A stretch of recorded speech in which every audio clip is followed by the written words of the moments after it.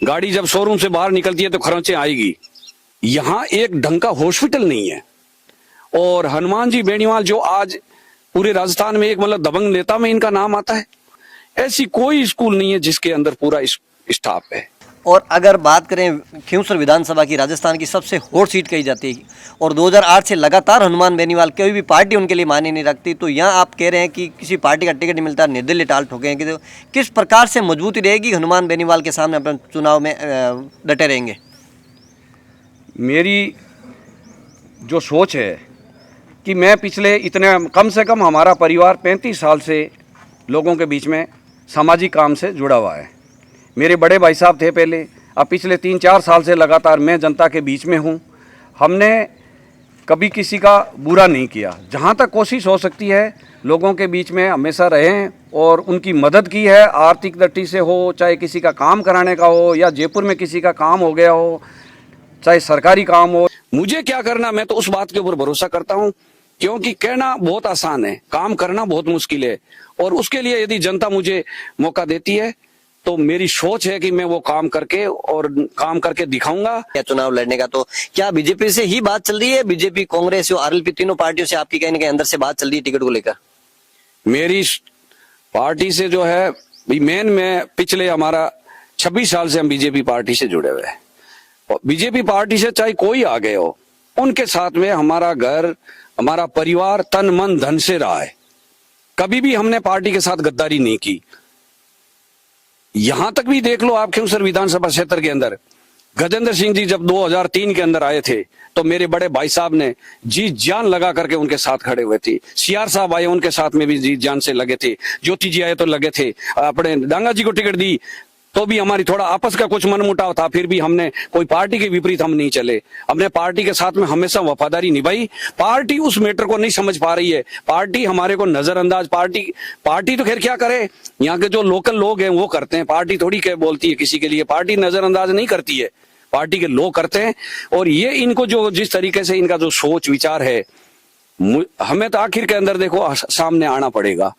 और अब हम जो है खुले उनके सामने हैं और जनता का मन होगा, मैं लगातार जनता के बीच में जुड़ा रहूंगा।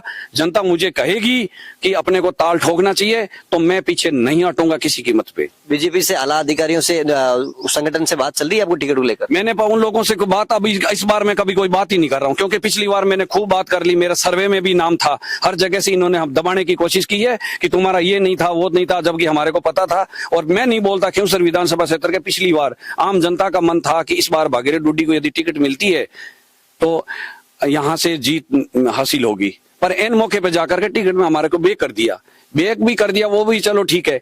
उसके बाद में आज तक नजरअंदाज किए जा रहे हैं, तो आखिर कब तक हम झेलते रहेंगे? अब हम जो है सामना करेंगे और जनता के बीच में मैं आऊंगा और जनता जो मुझे मौका देगी उसके लिए, और इनका जो निर्णय होगा वो मुझे मंजूर है। जैसे पिछले 15-16 साल से हनुमान बेनीवाल या विधानसभा खींवसर से उनके भाई है वो जीतते आ रहे हैं, तो कहीं ना कहीं एंटी इंकम्बेंसी उनको, उनकी पार्टी को लेकर अब दिखी सामने?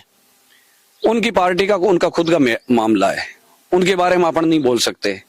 वो उनकी पार्टी के अंदर, उनके कार्यकर्ता के अंदर क्या बात है। वो आपका विधानसभा चुनाव 2023 में देखने को मिला कि 2000 से कम की लीड से वो जीते हैं। 2023 का मैटर जो है 2021 वोटों से जो वो पीछे रहे, ये मामला वो नहीं है। उनकी नाराजगी देखो, इतना लंबे टाइम तक कोई आदमी काम करता है तो नाराजगियां तो पैदा होगी, वो तो कोई भी इंसान आ जाए। गाड़ी जब शोरूम से बाहर निकलती है तो खरोंचे आएगी, और शोरूम में खड़ी है तो उनके कौन सी खरोंच आनी है। बात जो पिछली बार का जो था, जनता के अंदर एक भावना थी कि बीजेपी की सरकार बनेगी, और सब लोगों ने साथ में मिलकर के, 36 कौम के लोगों ने मिलकर के एक ही बात सोच ली कि इस बार खींवसर की सीट को भी निकालो। और काफी टाइम से, पिछले कम से कम 1 साल से तो लोगों ने मन बना लिया था। ये तो एन मौके पर जाकर के क्या स्थिति बनी जो 2021 वोटों से पीछे रह गए, वरना जीतते थी। और अगर भागीरथ डुड्डी चुनाव मैदान में ताल ठोकेंगे तो कौन से ऐसे मुद्दे हैं जो आपकी इच्छा है कि ये विधानसभा खींवसर में मुझे, अगर मैं जीत मिलती है तो ये चीजें मैं करूंगा जनता के बीच जाकर? मेरे सबसे पहले तो सोच ये है कि आज अपने यहाँ खींवसर पूरी विधानसभा के अंदर जो आज खींवसर तहसील जो मेन है, यहाँ एक ढंग का हॉस्पिटल नहीं है।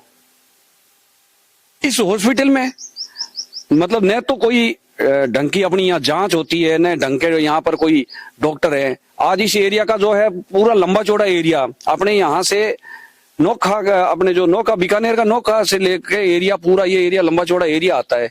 उस एरिया में यहाँ कोई भी आदमी बीमार हो जाता है तो अपने को सीधा जोधपुर जाना पड़ता है और कोई पास में हॉस्पिटल ही नहीं है। और कितना लंबा टाइम हो गया।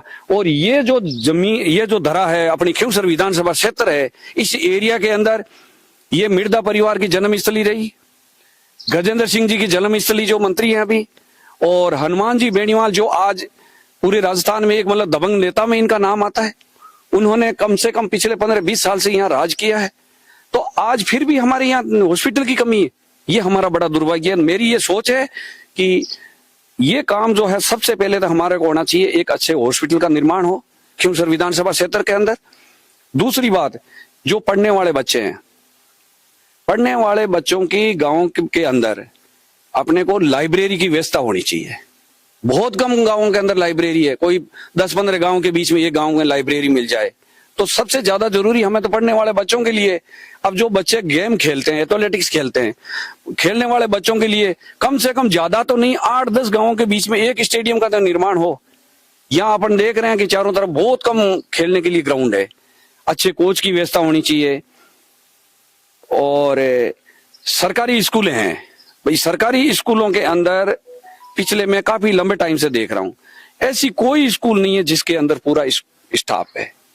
सबसे बड़ी कमी जो आज हमें दिख रही है वो सबसे बड़ी है कि स्कूल के अंदर स्टाफ नहीं होने की वजह से जो पढ़ने वाले बच्चे हैं, जो हमारे देश का भविष्य है, जो रीढ़ की हड्डी है, वो हमारी कमजोर हो रही है। क्योंकि बिना पढ़ाई, बिना खेलकूद हम मजबूत नहीं हो सकते, चाहे कितना ही कर लो।